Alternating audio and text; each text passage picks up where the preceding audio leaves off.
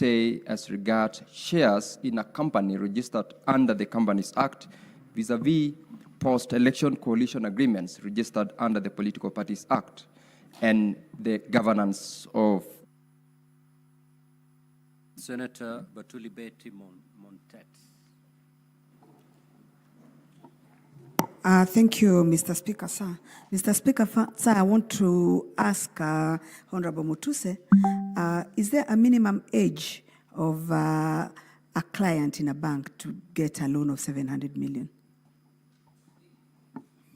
Senator Essie Okenyuri.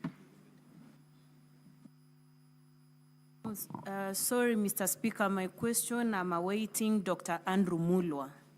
Senator Cheriot Aaron.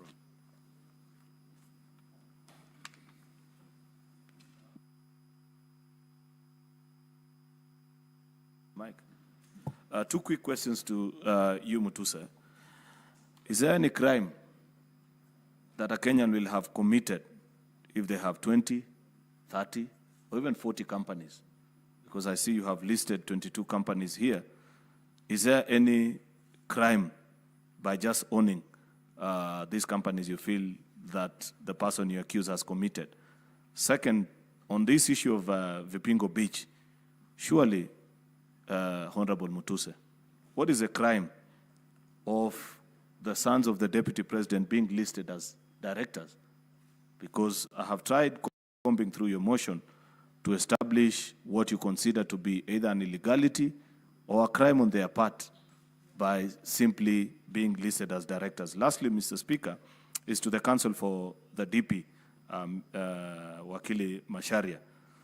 The clips of the then DP Ruto played by your team, could we read it to mean that it's an admission on your part that you're saying, if it was done then by a sitting Deputy President, please allow the current one to commit the same at this point? And lastly, the 30% allocation to Ford Kenya in the coalition agreement in ANC, how has it been realized?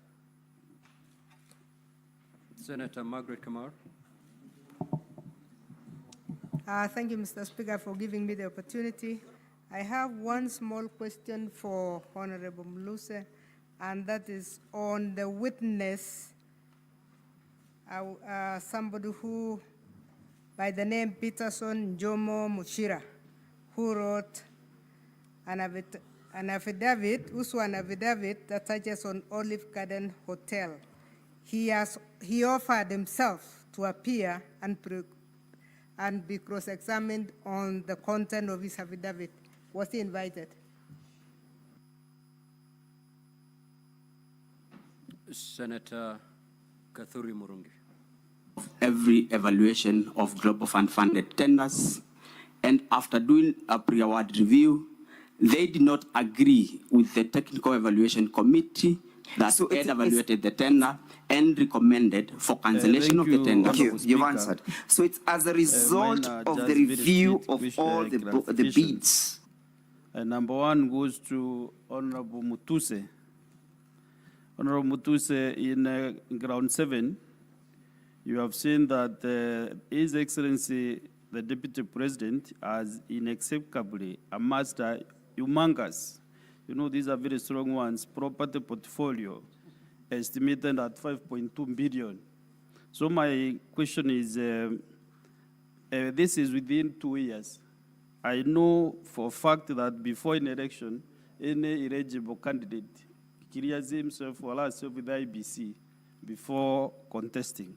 Therefore, for comparative analysis, do you have His Excellency the Deputy President's property or worth during the 2022, before the 2022 elections, so that now we can be able, as a jury, can be able to compare and see whether for 2 years, for sure, he has been able to amass this wealth. Number two, there is this property in Meru. Many Meru guys have called me last night asking me whether there is evidence to show that this land is in Meru. The last one is to the councils of the Deputy President. There was a clip which was played here yesterday when the Deputy President made a press conference in Mombasa, immediately after the president did this in Nairobi, 2 different cities. Therefore, I did not get clarity from the councils about this, the question or the clip. So I was really requesting either one of them could be able to expound on that controversy between the 2 pressers in 2 different cities by the principal and the deputy principal of the Republic of Kenya. Thank you. Senator Okoit Omtata.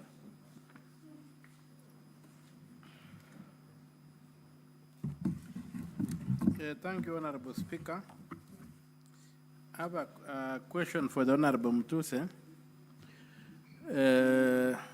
To whom does this motion belong? Because in most of your answers, you keep on saying we.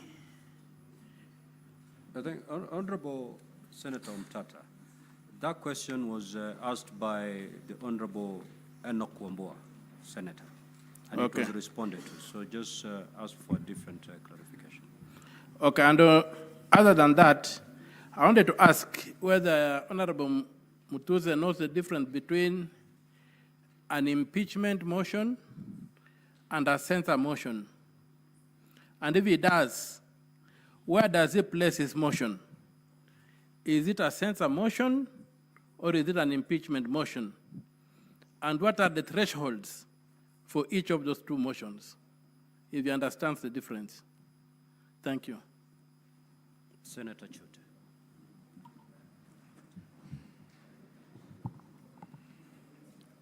Asante sana Mheshimiwa Spika.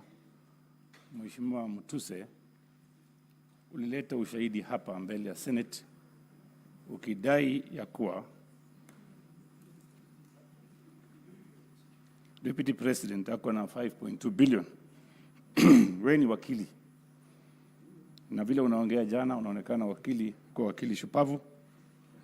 Ulileta ushahidi gani hapa ya kuonyesha valuation ya hii property ya hiyo katika documents yako kuonyesha imefika 5.2 billion.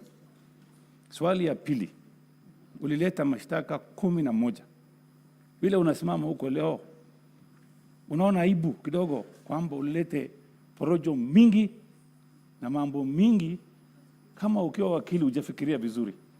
Sababu watu wa Marsabit wananiuliza, hiyo mtu kweli ni wakili ama ni mtu amekombolewa kutoka huko? Hebu jibu hiyo swali tafadhali. Senator Beth Siengo. Now, honorable senators, we are going to conduct ourselves in decorum. We are not in any way going to demean the witnesses. Ask your question, but stick to the rules of this House. Senator Beth Siengo. Thank you, Mr. Speaker, for giving me this chance. I have 2 questions. One for Honorable Mutuse. In your presentation, I heard that you touched on the inheritance and property of the late Nderitu Gachagua. Have you reached out to the widow and the children of the late Gachagua to also give you facts? The next question is to the Council for the DP. Yesterday you played a clip of the president speaking in Muranga. What was the purpose of playing that clip? And how does it relate to the saying popularly now used by Kenyans, kufa dereva, kufa makanga? Thank you. Senator Chimera. Thank you, Mr. Speaker. My question goes to the Council for the DP. I would wish to seek clarity on the documents that they tabled yesterday, being the coalition agreement, which basically informed the basis as to which the DP has been talking about shares. I just want to know whether there is any document that secures shares in respect of the region where the DP comes from.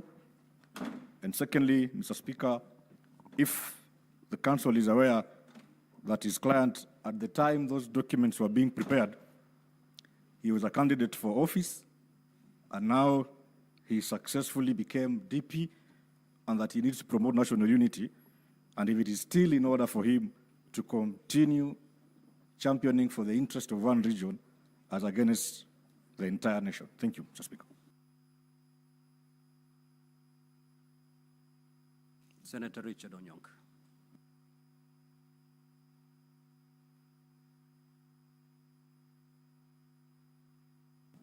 Thank you, Mr. Speaker.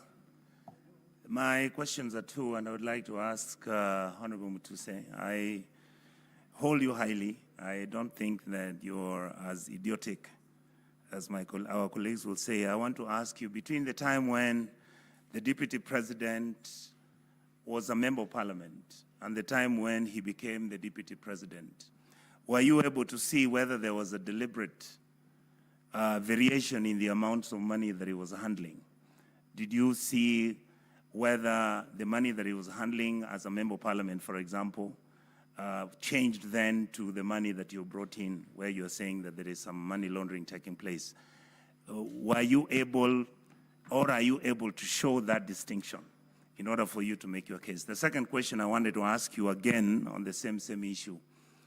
When you are trying to find out whether there is money laundering on any transaction, and I know chances are you did not have the technical expertise and maybe an investigative agency to help you, but did you by any chance find out money moving from anywhere, either through His Excellency the Deputy President's private accounts or any money that was being borrowed? Because I know that one property you've mentioned that it was a loan, but all these other properties that you allege that the Deputy President had purchased, did you link that from money coming from some place or money coming from some illicit, like you say? Because I don't see that evidence on the table. And finally, I want to ask you again, Mr. Speaker, that if you look at the issue of the will of Mr. Gachagua, that is the former governor, did you by any chance get a way to ask either through the wife, the children, whether there was a meeting that took place where they were involved, or whether they were unhappy or happy with the transactions which were taking place? Because there isn't any evidence whatsoever of, for example, the wife complaining or the children complaining. Did you get anything like that which is substantive? Thank you, Mr. Speaker. Senator Mutinda Tabit.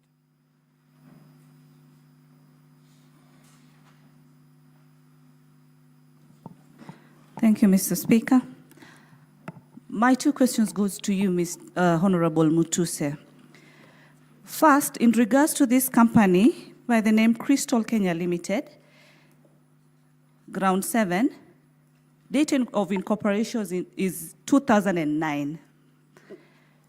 And the CR12 that you have submitted to this House is for this year. Would you tell this House who was the initial director of this company? If that was so, was there any change of directorship of this company? Secondly, the one on trial is the Deputy President of this country and not his two sons. You have linked Crystal to be a proxy for the Deputy President through his two sons. Would you tell this House if you have any evidence that shows that money was wired from Crystal Limited to the account or to any company linked to the Deputy President? Senator Shakil Abdallah.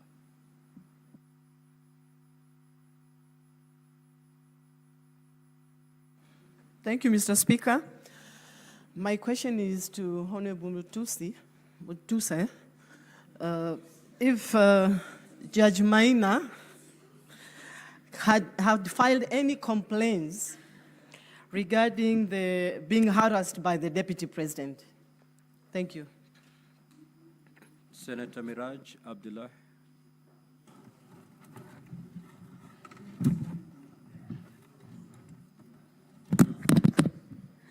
Thank you, Mr. Speaker. My question goes to Mr. Mutuse, sorry. Is it your opinion that the DP was talking about enforcing the Kenya Kwanza coalition agreement when he was speaking about the shareholding issue. And the second one goes to the DP side, that we were reminded here of the oath we took when we assumed this institution. Is it in your place to say that your client has breached his own oath even before we make a conclusion? Because we were made to read the third schedule here on justice and directly and indirectly revealing such matters, and the oath of secrecy that His Excellency the Deputy President took. In his utterances, he used to speak about not the Mlima being touched. So in the essence of national unity, don't you think that your client, the DP, or you clarify for us that he has already breached his own oath even before we make a decision as the jury of this House? Thank you, Mr. Speaker. Senator Kisang.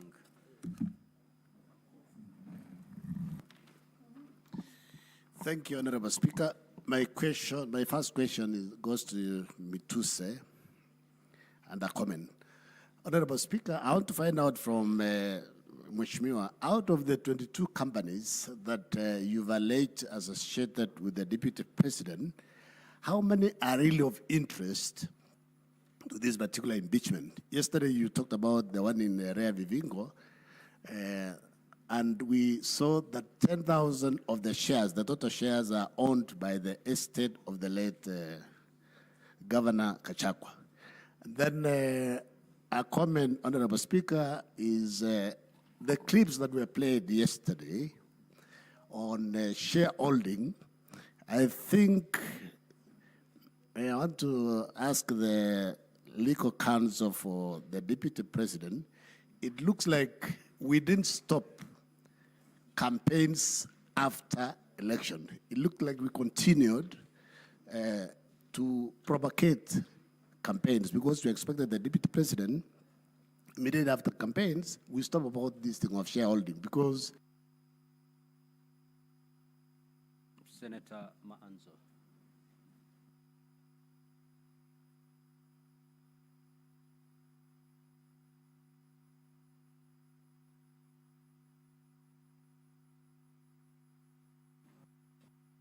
Thank you, Mr. Speaker. Mr. Speaker, this would have gone to Governor Orengo, but since he said the clients, the National Assembly had given him instructions, I would like them to tell me what is the relevance of the verse they read yesterday.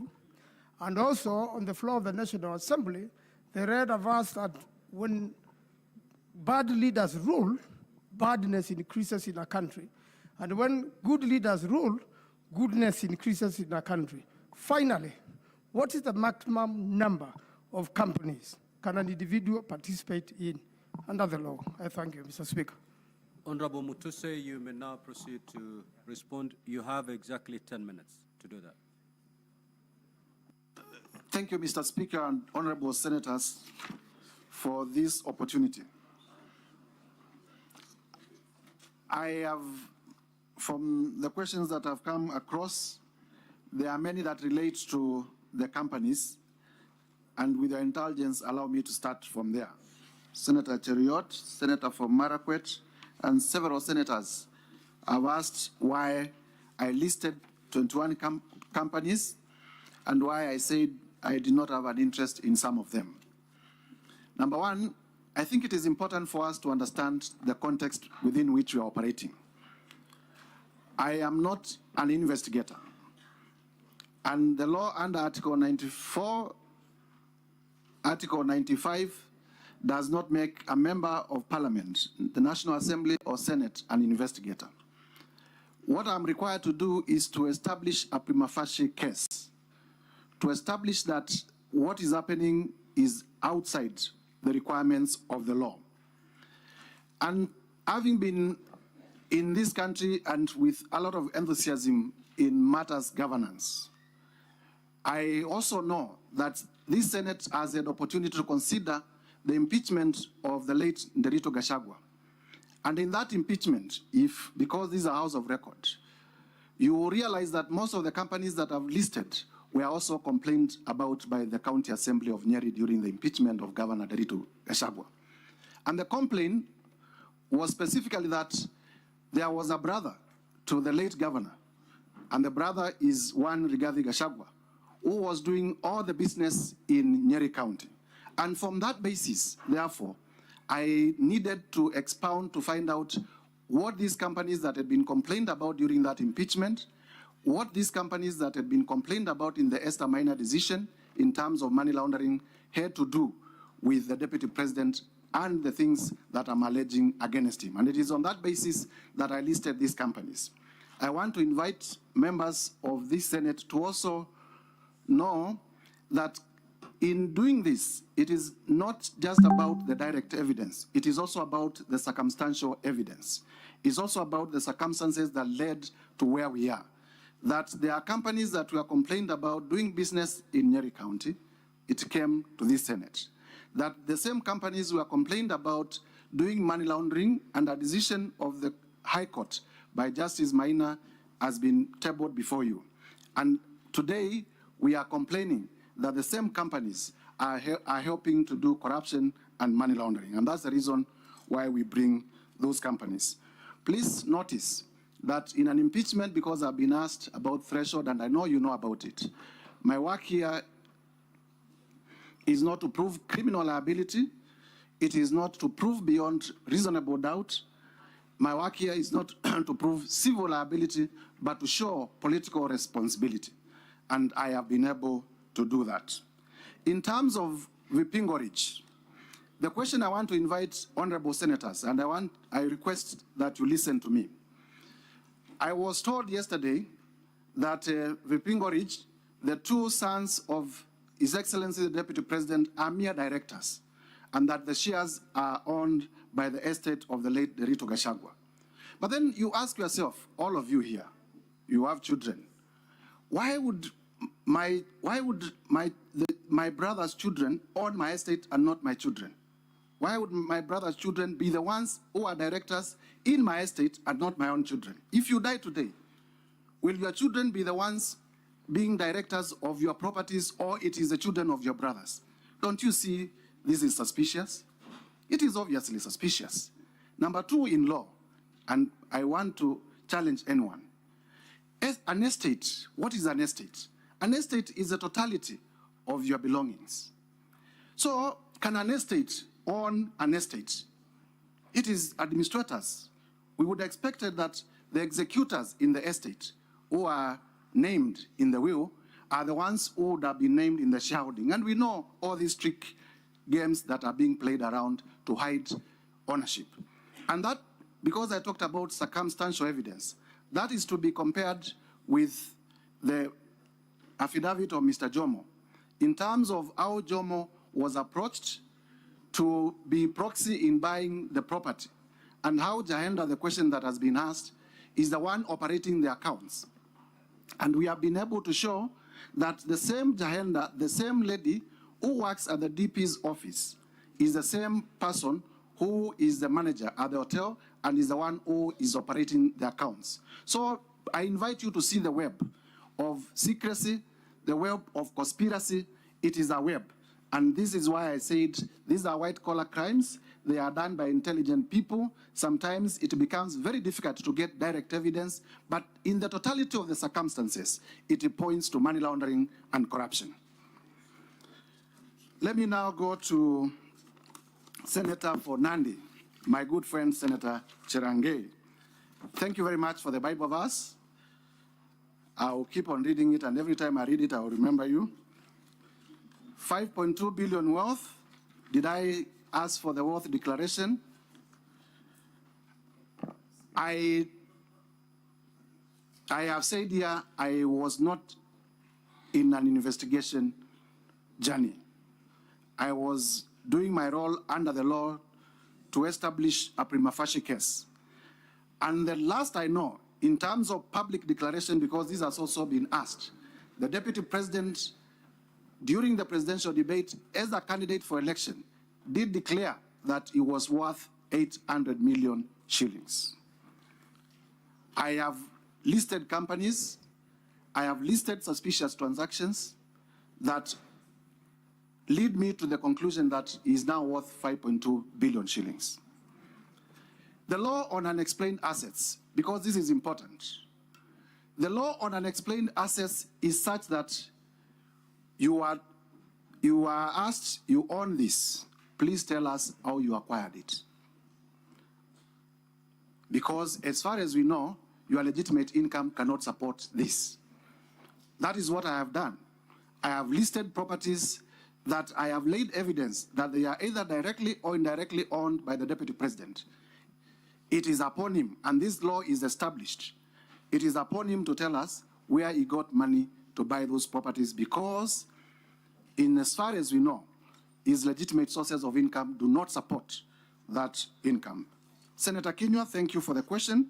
Treetop Hotel is owned by KWS and therefore is a public institution.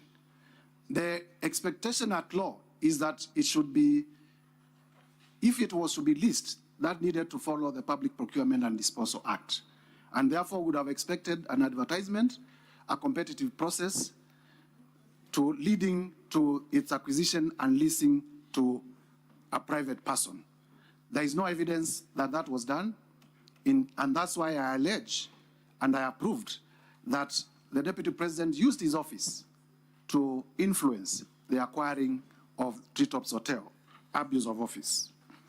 Whether we have had the opportunity to discuss with the children and the widows of the late Nerito Gachagua, please allow me not to comment on that, because there are requests also, as I said yesterday, that we keep certain matters that come to our knowledge during this process in secrecy. Senator for Samburu, the necessity of including the companies, I have said. The children of the children of Rigathi Gachagua, they are in, I think one is in his early 30s, the other one is in his late 20s. Whether there is an age limit for somebody to obtain a loan of 700 million, no, there isn't an age limit, but the guess, yours and mine, how many children of that age in the Republic of Kenya would have security enough to secure a loan of 600 million? Because to secure a loan of 600 million, the bankers tell us that you have to place property probably that is 10 times more in value than that. When did they acquire that property? Number two, it is not our evidence, and this is important for me to clarify, that Abadea's Safari Lodges was acquired through a loan. It is an explanation that we have discounted. He said that they obtained a loan of 600 million, but the only document that was produced is an offer letter for the loan. There is no evidence to show that the loan was granted. There is no evidence to show any charge on that loan. And therefore, it is our contention that that explanation is not conclusive. That explanation cannot suffice. And therefore, it goes back to the Deputy President to tell us where he got the 535 million, where he got the 143 million to buy those properties, because the loan is not substantiated.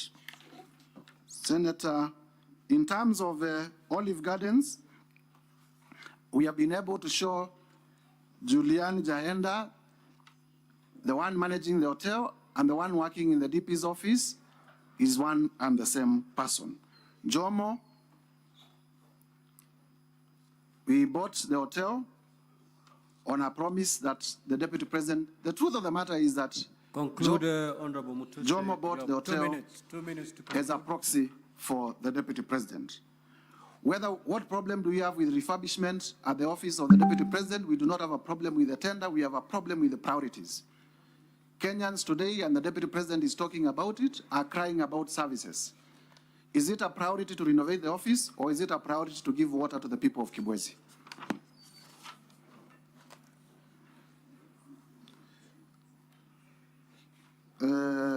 Vipingo Beach, I have explained whether you would bequeath your wealth to your children or to the children of your brother.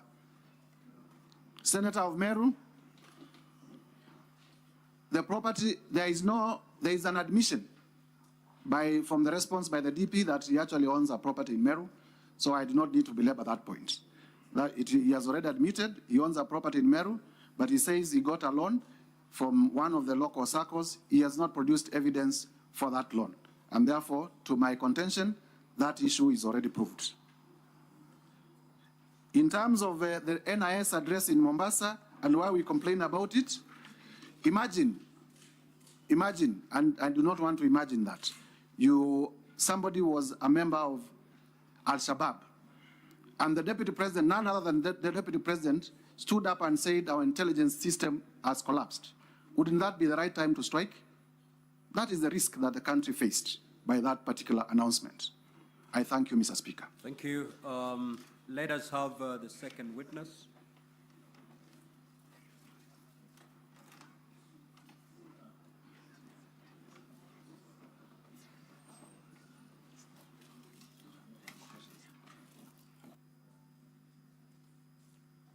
As the counsel for the DP responds or clarifies on the issues raised towards them, may we have the second witness available for purposes of clarifications. Counsel, you may proceed. Thank you very much, Honorable Speaker. Let me begin with the tortured question of the estate of the late Nderito Gachagua. It is, I think, a shame that will stick on Honorable Mutuse for the rest of his years on earth. Counsel for the Deputy President. Yes. There are very few clarifications that were directed towards you. Yes. So I'll give you 5 minutes. You're not responding to the clarifications by Mutuse. You're responding to the clarification as sought. Those are the ones I am. Honorable Speaker, there are quite a number of clarifications, especially on this estate issue, which please allow me 10 minutes. All right, 10 minutes. Thank you very much, Senate. Now, I began my cross-examination of Honorable Mutuse yesterday with asking him how long he has practiced law and what law he has practiced. The problems you have as a Senate, as a quasi-judicial body, are born out of inexperience of legal practice. If you had practiced any succession law, I'm answering the question. Order, Honorable Senators. I'm answering the question. I'm sorry, Senator Kavindu, just have a seat. I couldn't take that. Yes. What is the source of this? I asked him yesterday. He answered the question. Yes, Counsel for DP. What exactly did you say? I just wanted to say that the National Assembly was provided with an affidavit by the executors of the will of the late Nderito Gachagua. It is before you. It is volume number 4, stated, called the Further Affidavit of Nderito Gachagua. Rigathi Gachagua. It should be before you. In that affidavit, the two executors state in comprehensive detail everything concerning that particular estate. They are as follows. 1, the estate property was divided in accordance with the will. The probate matter commenced and went all the way to the end to conclusion. All issues were resolved within the court case and in a sense are now res judicata. That is issue number 1. Issue number 2, you will find in that affidavit between pages 11 and pages 19. Who sought that clarification? I was asked, the question was asked here, I think, by Senator Dulo asked. For DP, do not respond to what Honorable Mutuse said. Senator Pick Dulo. a senator's issue and respond to it. That's what I'm responding to. Exactly. So whose clarification are you? Senator Dulo asked, can you please address the question of disinheriting the widows, if Hunter could confirm that? I believe she did. That's what I'm answering, yes. And so the will, as I'm explaining, does not disinherit the children or the widows or anybody else. It is merely because in the motion brought before you, there were properties listed in the motion that were part of the estate. That is the only reason this estate has become the subject of proceedings before the Senate and the National Assembly. So when you look at the will, as I've said, between pages 11 and 12, At page 13, if you have the document before you, this is volume number 4. There is a long list of how this estate was divided. And I won't go through it, you'll be able to read it yourself. That's number 1. Number 2, you will see an affidavit by the executors, except the Deputy President who did not sign this affidavit. These are the 2 remaining executors who have signed it, explaining between pages 4 and page 9 everything that was done in accordance with the law and in accordance with the law of succession, and that no one's property was taken away. Senator Dulu, you know our rules. Proceed, Counsel. Proceed. Yes. Now, I've been asked some questions about the issue of the Moranga video and about the shareholder agreements and whether 2 wrongs make a right. Our position is the opposite. Our position was that the address by the President in Moranga was in fact in confirmation of the agreements. The President was merely saying that they are implementing the agreements they agreed upon. And it was incumbent upon his deputy to assist his president in confirming that they were implementing the agreements. That is the purpose of the video. That is the purpose of those agreements. It is not to say kufa makanga, kufa dereva. I think Senator Beth asked that question. It is to say okoeni makanga na muokoe dereva. That is what we're asking you to do this morning. Senator, I believe Eddie, Senator Eddie Owiti, my good friend, has asked about the interrelation between Articles 91 and Article 232 and how those interact with the agreements. If I would call your attention, honorable senators, to the contracts themselves again, I don't know whether you have them. The contracts are in volume 3, and I'm referring you to page 429. At page 429, this is what the agreement said, and I'm reading, this is the primary agreement that was signed between UDA and between Ford Kenya and ANC. This is what it said. Further terms, parameters, and details of the sharing of positions of responsibility in the national government pursuant to this article shall be contained in a separate schedule to this agreement, which schedule shall be negotiated and executed before the date of the general election scheduled on 9th August. So there were subsequent agreements executed on how these shares were to be divided and to be implemented. That is issue number 1. But issue number 2, the parties gave themselves some room, and you'll see this at page 430. This is Article 22, Subarticle G. Notwithstanding the content of this article, the founding member parties hereby commit to make any adjustments that may be necessary to accommodate the development priorities of other parts of the country to ensure equitable distribution of Kenya's national resources and wealth for the benefit of every citizen and every part of Kenya.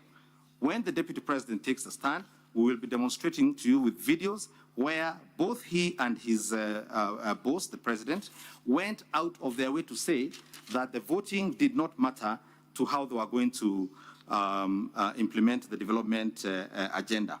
I think I was asked whether there are any contracts or agreements that were signed on behalf of Mount Kenya. I did not see any. We don't have any thus far. There were several parties from Mount Kenya, but they did not negotiate anything.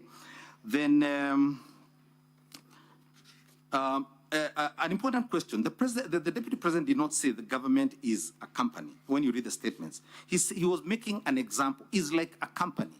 It was a tool to explain a document. That's all he was doing. I'm pressed for time here. Yes, Senator Chariot asked a question about 2 wrongs making a right, and whether the current DP is conceding that because he did what the former DP did, that then he's guilty. Again, far from the truth. We are asserting, when you read the documents, the documents at page 412, this is the article where the President spoke, the former Deputy President spoke in Moyale. This is what he said. The Deputy President reiterated that he used to ask tough questions when attending the National Security Council meeting about schemes of murder. It is something that has troubled me a lot, and that is why we have put it to the Kenya Kwanza Manifesto that extrajudicial killing must come to an end. It is illegal and constitutional and offends every principle of the right of life. In law, there is no secrecy where crimes are committed or there is violation of the Constitution. The Deputy President was merely following the mentorship of the man who occupied the office before him, and was not releasing any secrets that did not concern illegalities or unconstitutionality. So that deals with the question of oath of secrecy, I think that was asked. And because of shortage of time, I'll allow my learned colleague, Mr.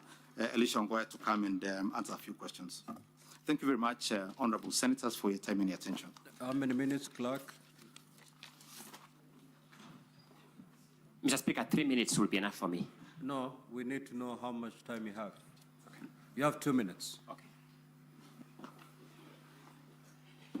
Thank you, Mr. Speaker. Ongoya for the Deputy President. Proceed, Council. Thank Proceed, you. Council. To the question whether the Deputy President is aware that county governments are distinct, our answer is simple. Governments at national and county levels are distinct and interdependent. So the constitutional architecture is not to create pigeonholes, is to create cooperative and interdependent governments. And just to bolster that argument, you will notice that the allegation against the Deputy President on Nairobi River relocation is not that he destabilized Nairobi County government, is that he refused to support implementation of a resolution of cabinet, a national government institution. Meaning even at that level, that was the understanding that this was an intergovernmental approach to clean up Nairobi River. On the question of Julian Jahenda, allow me to say this. The person who has brought Julian Jahenda in these proceedings is a deponent of an affidavit. Allow us to hold him to account on that affidavit when he comes to testify himself, because we have questions for him around this witness too. Then finally, on the question of Treetops Hotel, let this be very clear distinction. Treetops Hotel was not acquired by the company in question from KWS. Treetops Hotel was an assignment of lease. When the Kenya government gives you a lease, say 99 years, you can sell that lease. So it was an assignment of lease that was already assigned by KWS to a third party. So the construction that a company associated with the Deputy President, rightly or wrongly, got this property from KWS is actually wrong. There was a completely different private property that had a lease. Then that company holding that lease assigned that lease. Thank you so much. My 2 minutes are over. The second witness.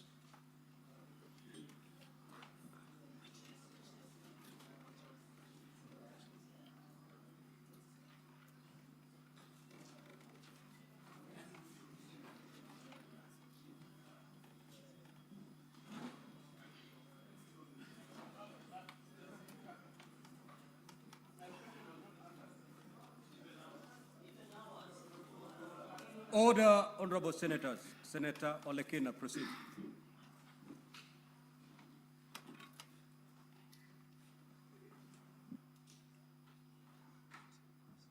Thank you, Mr. Speaker. Mr. Speaker, my question to Mr. Mulwa. Mr. Mulwa, if you look at the response in volume 6 by the Deputy President, the Deputy President says as follows, 4.2, volume 6, which is in page 11. In response to the allegations that you called him, or he called you, to be able to push for the bid board. He said that this is clear in paragraph 4 of the witness affidavit of Andrew Mulwa. He contradicts himself by claiming that on the 11th July 2023, I pressured him to surrender the original bid board, yet by the letter dated 5th of May 2023, KEMSA had requested for collections of the original bid. Thus, there was no cause for pressure to be exerted on Mr. Mulwa or any other person.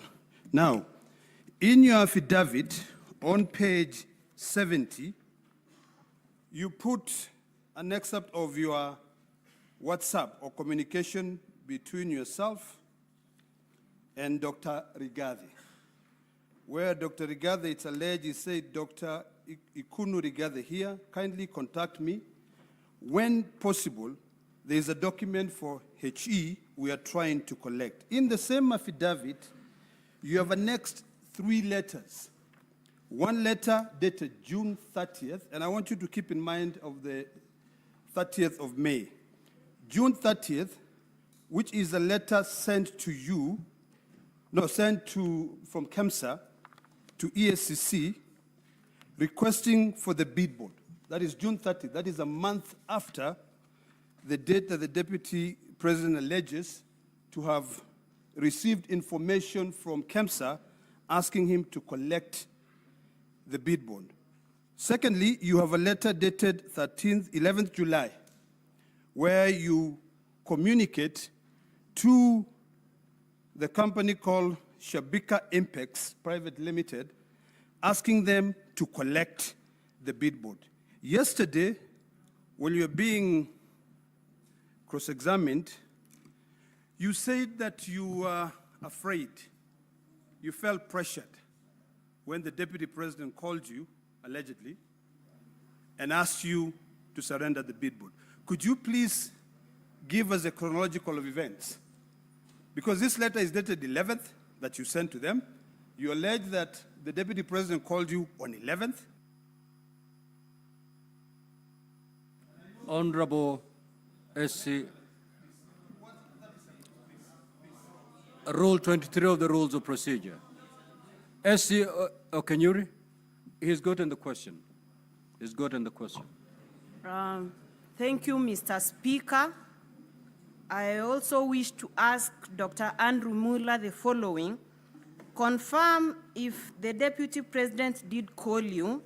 2, kindly confirm if Shobika Implex Private Limited, whose agent in Kenya is Crystal Kenya Limited, had emerged as one of the winner of the 3.7 billion mosquito tender before the tender. And finally, what was the issue with the bid bond that you said yesterday you were trying to go pick from EACC? Thank you. Senator Kavindu.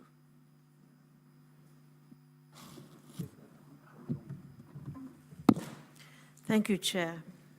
Mr. Speaker, my question is directed to the to Mutuse and maybe his lawyers.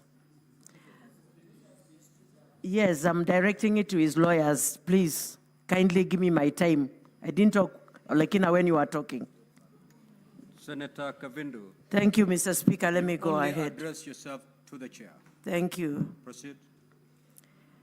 One of my questions is about the speech which Honorable Mutuse said that the Deputy President addressed from Mombasa.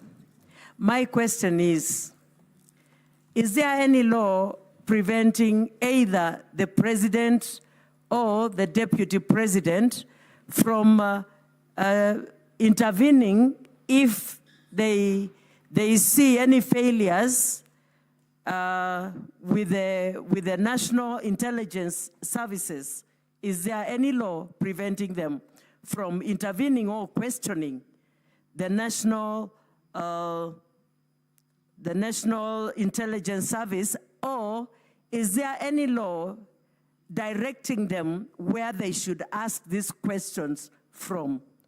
2, the lady, Honorable Justice Esther Maina, has she ever made any complaint after the case was done? Thank you, Mr. Speaker. Senator Bone. Thank you, Mr. Speaker. Mr. Speaker, to Dr. Mulwa. Dr. Mulwa, I can attest that the number you have put here, through which His Excellency the President pressured you, he relates very well with me because in the days we used to talk with him, I used to use the same number. Your evidence is so critical that we would like you to walk us through that conversation between the Deputy President and yourself, during which time he was putting pressure on you.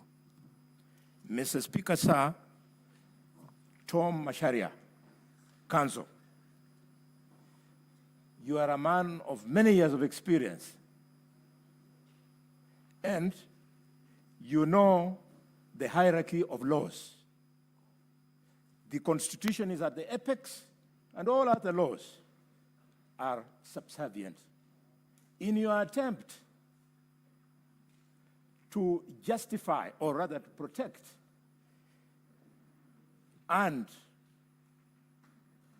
secure the Deputy President from the accusation that he breached the Constitution, Article 27, which prohibits him from discrimination, you have chosen to justify it by using an act of parliament called the Political Parties Act that provides for the agreement. Tell me, are you telling me that by dint of that act, which is subservient to the Constitution, which the Deputy President violated, therefore the act sets him free? And finally, my younger brother, Ongoya,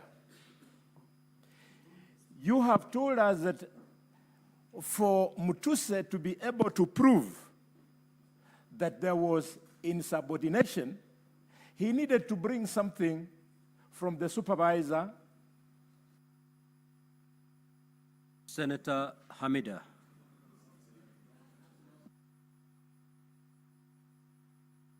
Thank you, Mr. Speaker. I remember I am the one who raised this motion, this statement on the mosquito net for investigation. So I am so much aware of this investigation that went on. But Dr. Mulwa, apart from the financial loss that KEMSA incurred, did the alleged interference of the relationship, the alleged interference affect the relationship between the Global Fund and KEMSA? Because I remember, of course, the tender was terminated, which was about 3.7 billion. Global Fund terminated the tender. So was there any a relationship lost between the two? Number two, did the PS Josephine Mburu and CEO Terry Ramadhan lose their jobs due to this tender process, during the tendering process of the mosquito net tender? Number three, did you feel intimidated and coerced to act given the office of the DP? Thank you. Senator Wafula. Asante Mheshimiwa Spika. Daktari Mulwa, madai kwamba ulipata simu kutoka kwa naibu rais kufuatilia jambo linalohusu mwanawe. Wewe kama mtumishi wa umma, unapopata simu kutoka kwa kiongozi wako wa kitaifa akifuata yale yanayohusu mwanawe, unaona ni vema kutekeleza jinsi anavyotaka ama kufuata katiba ili kutetea yeyote aliyeomba nafasi ya kufanya kazi? Asante sana Mheshimiwa Spika. Senator Munyihaji.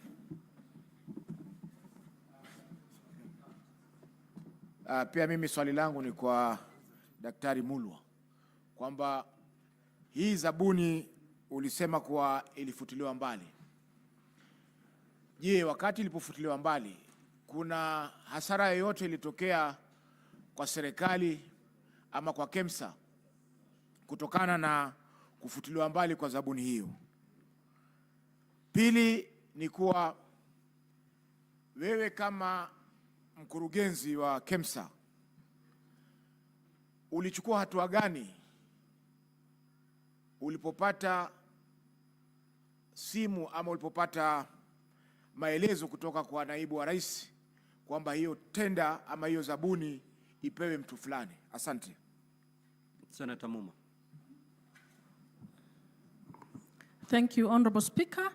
Dr. Mulwa, I have two related questions to you. One, is the return of billboards part of the procurement process? And if it is part of the procurement process, would you say that a call from the Deputy, His Excellency Deputy President on this issue amounts to interfering with the procurement process? Thank you. Senator Mariam.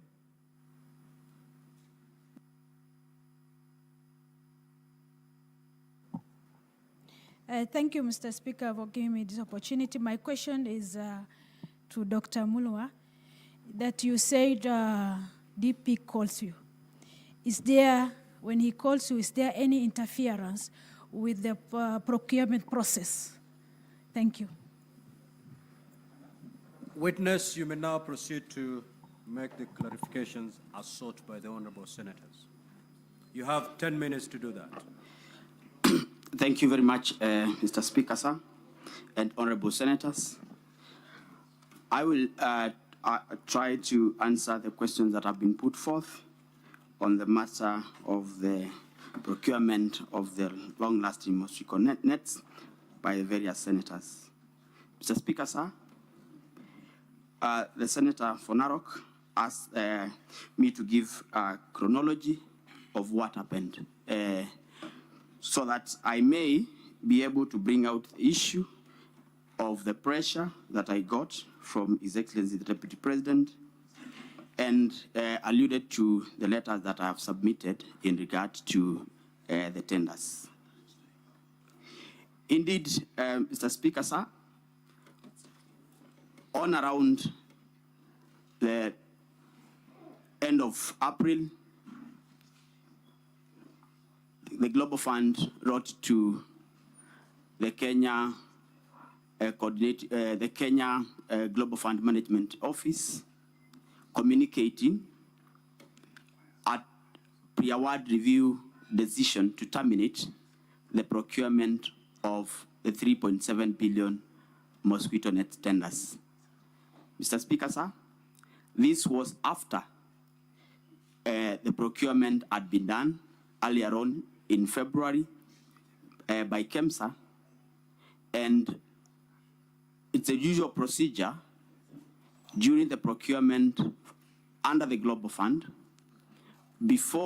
after the evaluation of the tenders, the evaluation report is shared with the Global Fund to authenticate if full procurement procedures and law have been followed. On review, the Global Fund realized that the tender, which the evaluation committee had recommended to be awarded to one Shobika Impex Limited, had an issue. And Mr. Speaker, I will refer to the bid bond, which I shared in the documents.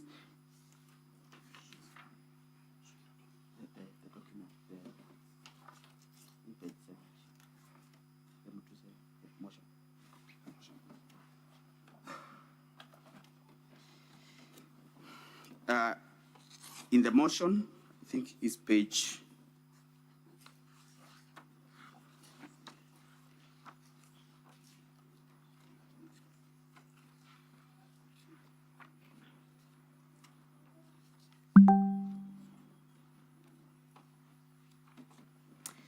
is page 76 out of 85.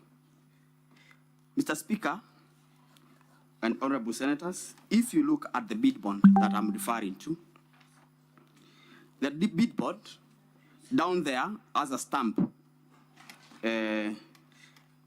of the 21st of February 2023, having been received by one Monica at 9:37 a.m. Mr. Speaker, sir, this tender was running at the time this bid bond is being received. The tender was supposed to close on the 10th of March, but the earlier closure, this bid, therefore, bid bond, did not come as part of the tender document. Usually, bid bonds are annexures to the tender document, and therefore, this bid bond came as an ordinary mail. Further, if you look on top of that page, it's written PD, which is Procurement Department, FY&F for your next necessary action, and I can confirm the signature for the CEO who was there before me on the 23rd of February while the tender was opening. In other words, Mr. Speaker, sir, this bid bond already had issues even before the tender closed and was opened. And therefore, the bid bond was submitted outside the tender document, which is already an irregularity in the procurement. Mr. Speaker, after the cancellation of these tenders, the Global Fund, this issue became brought an outcry, and as a result, a principal secretary, the CEO, and officials from the Ministry of Health and KEMSA were suspended as a result. The PS was actually dismissed. Mr. Speaker, sir, an investigation was instituted by the Public Procurement Regulatory Authority, the ESCC, both houses of Parliament, both the National Assembly and the Senate, investigation onto the procurement anomalies. Mr. Speaker, one company wrote to us around June 12th or thereabout, asking for return of the bid bond. This company was Shobika, and we were able to, we did not have the document because ESCC and other investigating agencies had taken the original documents. And therefore, we wrote back and informed them of the state. And when July came, I think the investigations were happening, officers were recording statements, and that is when I got a call from the Deputy President asking me to surrender the bid bond to Dr. Rigathi Kino. On the same day, because I called ESCC, I informed them that, and for the record, Honorable Speaker, I had never received a call from anyone above my cabinet secretary. This was the first time I received a call from a sitting deputy president and requesting for documents that were under investigations. Mr. Speaker, in my 15 years of public service, I had never been asked to do that. And therefore, I felt coerced, and I had to leave the business that I had for the day, go to ESCC, follow up the bid bond so that I am able to retrieve it. I was actually able to write a letter to them and follow it up because I had written a letter earlier, and I followed up and sat there for 5 hours for them to discharge the bid bond. And on the same date, I wrote a letter and called for them to collect the bid bond. I think, Mr. Speaker, that explains the conversation and the pressure that I felt as an officer serving in public service. I have explained that the company that had been awarded this tender through the technical evaluation was Shobika Impex, whose local agent, sole agent, is Crystal Limited. Mr. Speaker, sir,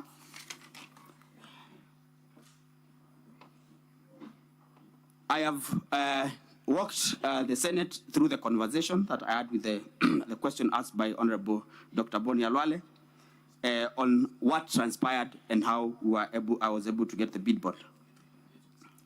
Yes, beyond the financial loss, Mr. Speaker, the nets that we were supposed to buy 14 million nets under KEMSA procurement.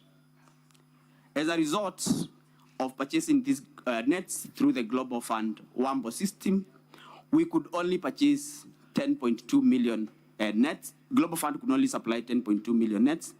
That means Kenyans lost 3 million or so net as a result. Secondly, there was a delay. We were supposed to implement the distribution of nets to the public from September 2023. That was not possible as a result of the delays. We were only able to start distribution of the nets from January this year.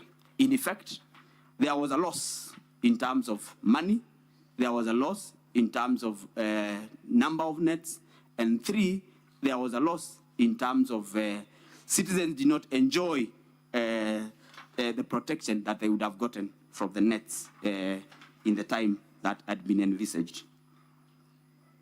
Indeed, I can confirm, and I've already mentioned, that PS Josephine was dismissed, and acting CEO and other officers were also suspended. About following the law, when I got the call, Honorable Speaker and Senators, I was able to, consult the investigating authorities, and through correspondence, I was able to get the documents as per the law. And therefore, I did not in any way go out of the law as a result. Is the return of bid bond? Mr. Speaker, I'm told my time is up. Can I wind up? The remaining queries. Thank you, sir. Mr. Speaker, whether return of bid bond is part of procurement, indeed return of bid bond is not part of the procurement process per se, but after the procurement process, return of bid bond is a usual procedure because people had given commitments in banks, in insurances, and therefore returning bid bonds is a procedure. The extraordinary circumstance in this matter is, 1, the bid bond that had been submitted was not part of the tender document per se, and number 2, this was a matter that was under investigation. And therefore, for the Deputy President to push for the bid bond to be returned, it means that it was pushing for interference of an investigation that was already ongoing. I already gave account that I had to personally go to EACC to get the document. Mr. Speaker, I submit. Thank you. There's some clarifications that are sought from Council Macharia.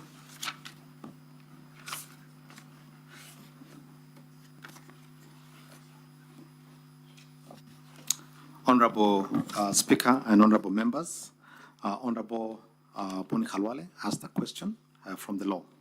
Indeed, there's a hierarchy of laws. It's the Constitution, the laws, and subsidiary legislation. And I cannot purport to be teaching lawmakers how this is done. 5 minutes. Yes, and so I say this with tremendous respect.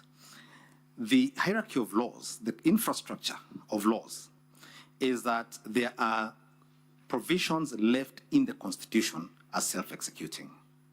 The Constitution then delegates to Senate and the National Assembly the power to make laws to execute certain of its provisions. And to that extent, that statute carries constitutional authority because it is made pursuant to a constitutional provision. And that would be the case with the Political Parties Act. At Article 91 and Article 92, the Constitution prescribes what political parties and the regulation of political parties and coalitions must contain and must do. If a statute is unconstitutional, then the High Court, as it has done many times, then strikes down that statute as unconstitutional. The Political Parties Act, as currently framed, and the basis upon which these coalition agreements were drawn and registered, and a government formed on the basis of those agreements, have not been found to be unconstitutional.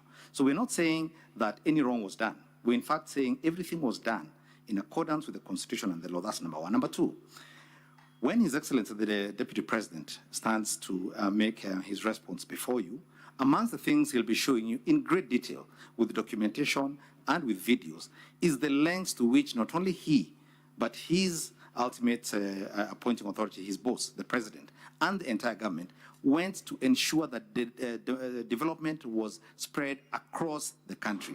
And I think, as I demonstrated a few minutes ago here, the contracts themselves indicated that there would be need for flexibility to ensure that you're within the Constitution. That did not derogate from the requirement by the parties to implement and to obey and to ensure the contracts were implemented. So they were done constitutionally. And then finally, again, I think I keep emphasizing, they talked about government, they didn't talk about tribes, they didn't talk about regions, and they ensured that the constitutional requirements, as I think Senator Ediwiti had asked me, at Article 91 and 232 were complied with. Thank you very much. Counsel for the National Assembly. There is a clarification sought by Senator Kavindu. If you may proceed to clarify, then we close and move to the third witness. Thank you very much, Mr. Speaker. The first question was whether there is any law preventing the Deputy President from intervening when they see any failures in the National Intelligence Service. The answer is that the oath of due execution of the office of the Deputy President, which is in the Constitution, it's part of our Constitution, prohibits the Deputy President from disclosing matters, especially those relating to national security, that are committed to a secrecy. And therefore, it was a violation of his oath of office. It was a violation of the Constitution to discuss matters of that nature at a time in the circumstances prevailing in a press conference broadcast to the whole world. There is a constitutional forum to raise those issues. And indeed, the Deputy President, I want to believe very many other officers, even ordinary citizens can write to that National Security Council if they have genuine grievances about its operations or its personnel or its capabilities and performance. Mr. Speaker, when that oath of office, which is part of our Constitution, says matters committed to the secrecy of the Deputy President are not to be divulged, it is an acknowledgement by our Constitution that there are certain matters which by their very nature, they are not to be broadcast. The Swahili say, usimwage mtama penye kuku wengi. Some things require discretion, they require you be tempered, and they require you know the forum and the occasion to do it. And therefore, it is no answer. Even if we were to accept, for argument's sake, that all the grievances the Deputy President had are factually correct, it will still be no answer to that charge. The second question was whether Justice Maina has made any complaint after the case was done. We are not aware of any complaint lodged by the Honorable Lady Justice Maina. But that question, Mr. Speaker, also tells you why this is an impeachable offense. Those who know our constitutional theory say judges hold neither sword nor the purse. The reason our Constitution protects judges and puts them in a special place is because, unlike politicians and the executive, they have no way and no forum of dealing with harassment from the political branches of government. But if we are wrong in that, Mr. Speaker, again, why I'm very happy with this question, you imagine, let's accept for argument's sake that indeed Justice Maina could have lodged a complaint, because it's possible she would have walked to a police station, met an OCS there, recorded a complaint and a statement.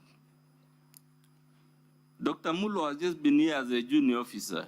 The practicalities of an OCS, a police constable, summoning the Deputy President of the Republic to respond to a complaint, the whole specter of handcuffing, taking fingerprints, processing the Deputy President to take him to the magistrate's court to answer to a criminal offense, would subject that office to so much indignity.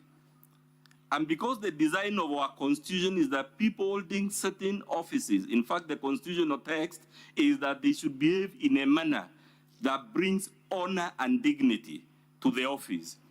It is to save the country the drama, the spectacle of a junior police officer, a junior prosecutor, harassing, arresting, prosecuting a deputy, and because we don't want to subject our democracy to this kind of showbiz. That is why this Senate is vested with the power of impeachment, and that is why our Supreme Court has said several times, as I pointed out yesterday, the test is not whether he is criminally liable or civilly liable, which is the business of the judiciary. I so submit, Mr. Speaker. Now, Counsel for the National Assembly, you may call your third witness.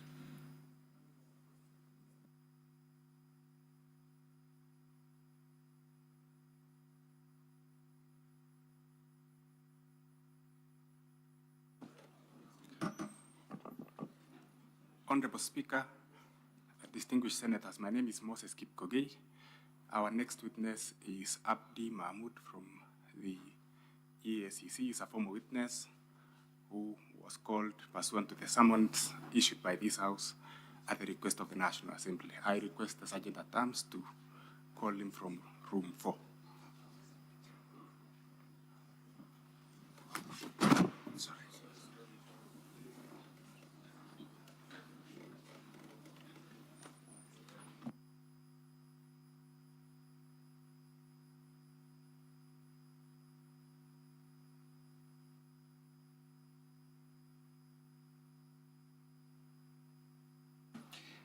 Mr. Speaker, may I just raise a concern?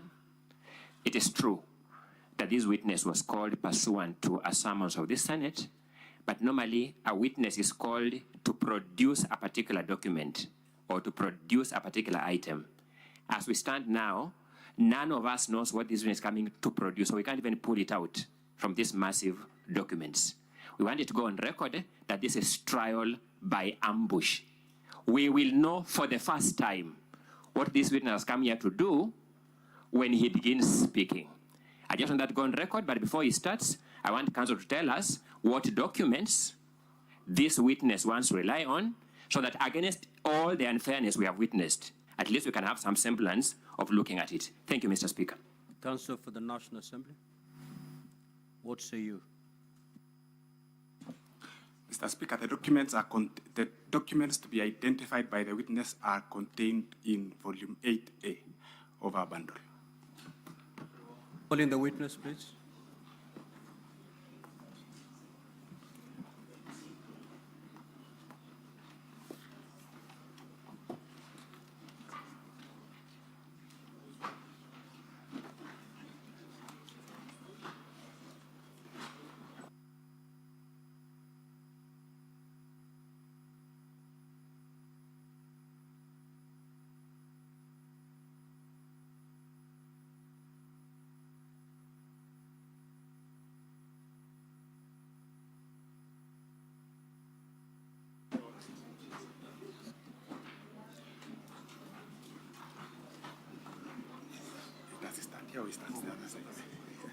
Just have the witness on this side.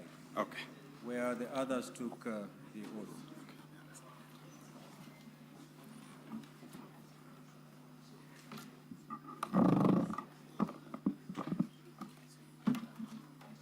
Now, just to remind Counsel for the National Assembly, you have 20 minutes to conclude on your case, and the Counsel for the Deputy President, you still have your 45 minutes intact for purposes of cross-examination. Let's proceed. Thank you, Mr. Speaker. I intend to use 15 minutes to take the witness in chief and reserve 5 minutes for any re-exam.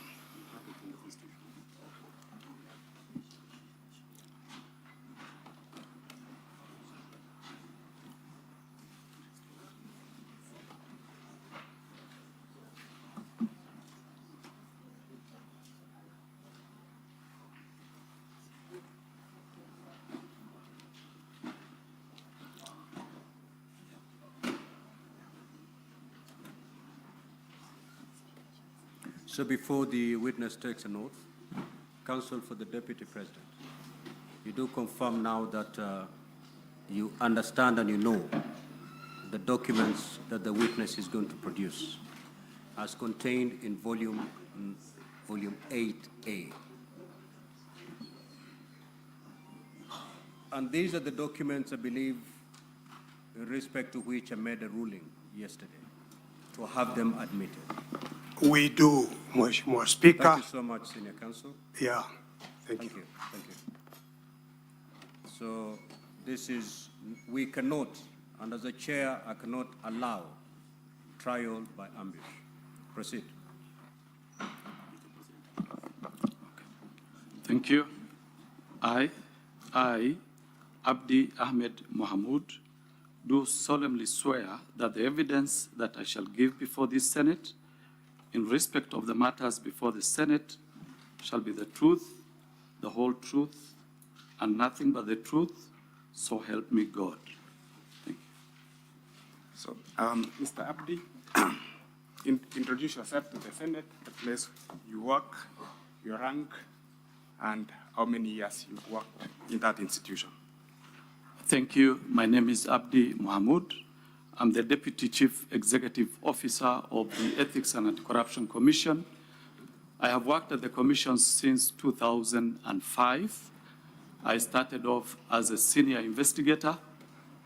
Right now, I'm the Deputy Chief Executive Officer. My main responsibilities are to assist the Chief Executive Officer of the Commission in the day-to-day running of the Commission, among others. Another key role and responsibility that I hold at the Commission is that I chair the Commission Management Committee on Investigation Evaluation. Basically, I have been an investigator since 2005 when I joined the Commission. Thank you. Thank you, Mr. Mahmoud. You are before the Senate this morning following summonses which were issued to your institution. And in the summonses, the 3 areas were identified. Would you wish to appraise the Senate on those 3 areas which you are to guide the Senate on? Okay. If I may refer to my documents. Yes, you can.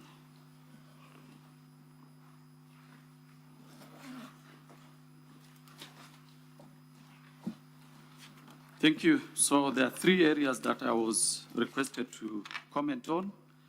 The first one is an investigation that the Commission conducted on a procurement on the supply of long-lasting insecticide nets at the Kenya Medical Supplies Agency, KEMSA. The second issue that I was to comment on is the declaration of gifts and donations received by His Excellency Rigathi Gachagua, the Deputy President, during his tenure of the office to date, pursuant to Section 14(5) of the Leadership and Integrity Act. The third issue that I was to comment on is the declaration of conflict of interest made to the Ethics and Anti-Corruption Commission by His Excellency Rigathi Gachagua, the Deputy President of the Republic of Kenya, to date. So we'll go to the first question, or the first issue, which you are asked to address yourself to. And I wish to refer the witness, Honorable Speaker, to our bundle 8 of our documents,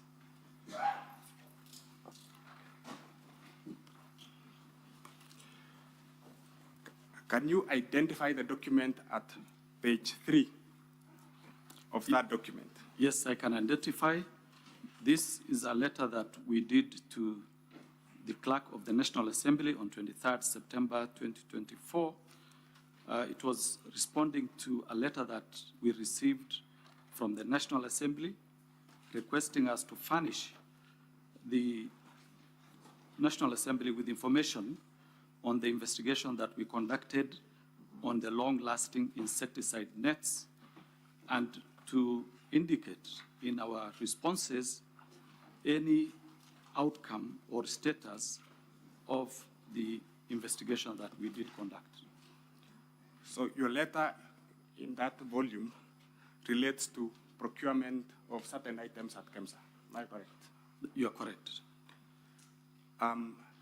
You've appraised the Senate, the National Assembly in that letter. Would you appraise the Senate on its contents? The content is the procurement of long-lasting insecticides by KEMSA. This was in the year 2023, and the Commission, in its functions, either it conducts investigation on its own motion or at the instigation of other parties. For this particular investigation, we did receive a letter from the CS, who was then in charge of the Ministry of Health, indicating that there were certain irregularities in a procurement of insecticide nets by the KEMSA, and the CS then wanted us to conduct investigation and find out whether certain procurement irregularities did take place.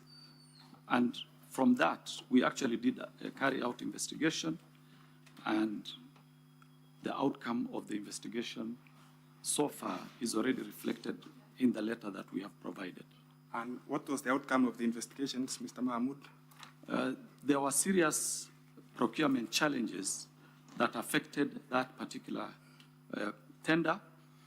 The major one was change of specifications to suit a company called Shobika Impex Limited, which was having which had a local agent by the name Crystal Kenya Limited that had the sole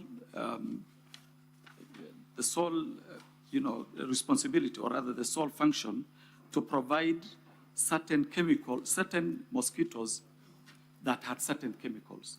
So basically what the investigation concluded is that there are two types of chemicals that were used on these particular nets.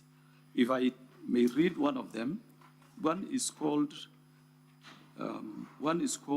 Synergist Piperolin Protoxide, PBO, long-lasting insecticides nets, while the other one is pyrethroid, long-lasting insecticide nets. So this company had the sole distribution rights on this particular chemical called PPO. And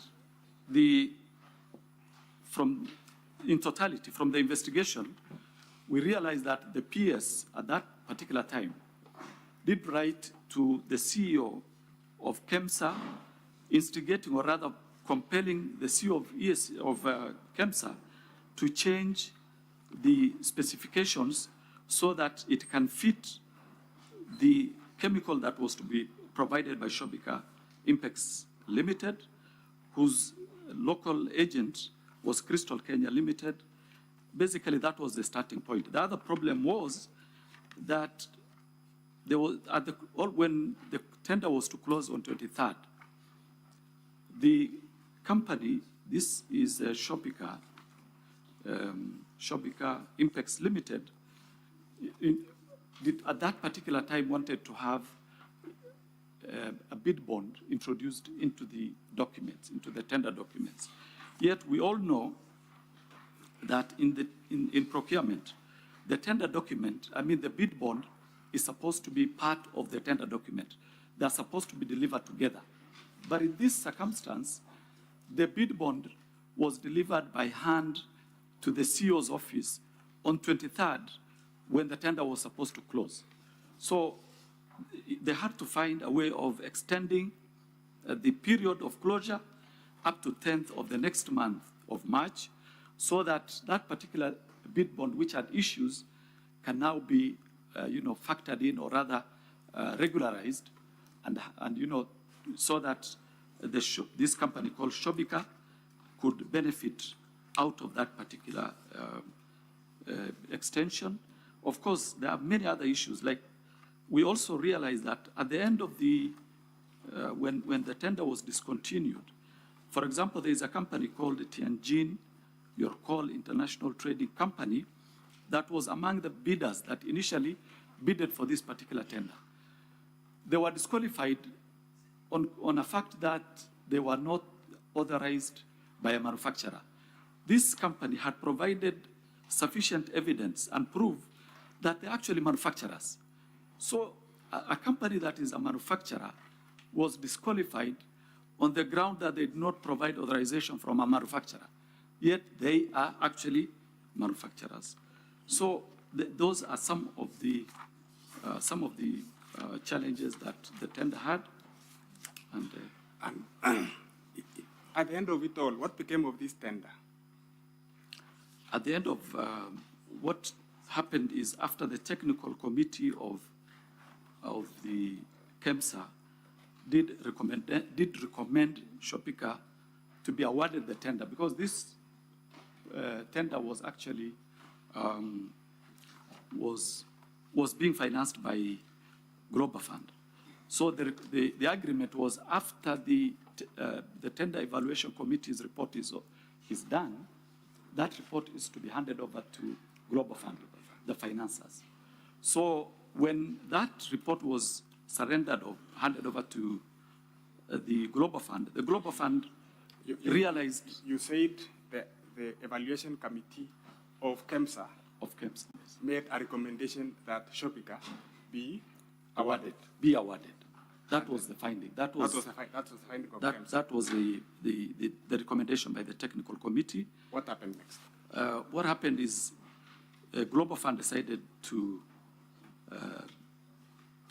terminate the tender and asked an internal firm, or rather an internal organization called Wombo.org, which is the procuring arm of Global Fund, to do the procurement. And eventually, one of the companies that were actually disqualified because they were not authorized by a manufacturer ended up winning that tender, together with another firm called A to Z Textile Mills Limited. So those were the eventual winners, but that was after the termination of the recommendation by the technical committee of KEMSA. So, just to clarify to the Senate, a company which had been disqualified by KEMSA ended up being the supplier. That is correct. Following the process which was undertaken by Global Fund. That is correct. Okay. What became of the bid bond? Well, when we were investigating this, when the investigation was ongoing, we collected all the bid bonds of the firms that actually bidded, so that not only the bid bonds, but all the documents that related to the tender, so that we could evaluate and record statements. Now, the one that had issues was this one for Shobika. But when the tender was terminated, ordinarily, there would be no need to hold onto tenders or onto documents submitted by the tenderers, and they're usually returned. But for this particular one, because it was a questioned document, the CEO of KEMSA wrote to the ESCC requesting for that document to be handed over, and Eventually, we did hand over the document to him after recommending disciplinary action against all the officers who were involved in the tendering process, starting with the CEO, the technical committee members, the head of procurement entity. For this particular document, we have a certified copy, which we collected in case there would be need to reopen the investigation, because there could have been other offenses that could come out of the investigation. Did you hand over the bid bonds for the other companies which had participated in this? They were returned to KEMSA. They were returned to KEMSA. Let's go to the second issue, which was identified in your invite, and probably we should start with the third one, which relates to conflict of interest by state officers and public officers. You are a long-serving officer of the Ethics and Anti-Corruption Commission. I suppose you are familiar with conflict of interest in terms of the constitutional, statutory, and regulatory procedures. Would you appraise the Senate on that aspect? Okay, thank you. So conflict of interest is actually addressed under Section 16 of the Leadership and Integrity Act, and it clearly states that a state officer or a public officer shall use the best efforts to avoid being in a situation where personal interests conflict or appear to conflict with the state officers or public officers' official duties. Now, when we talk of personal interest, we look at Section 6, which explains or rather indicates that personal interest includes interest of spouse, child, business associates, agents, or any other matter in which the state officer or public officer has a direct or indirect pecuniary interest. Basically, in practice, what happens is we also have the regulation, which is the subsidiary law of that particular act. If we look at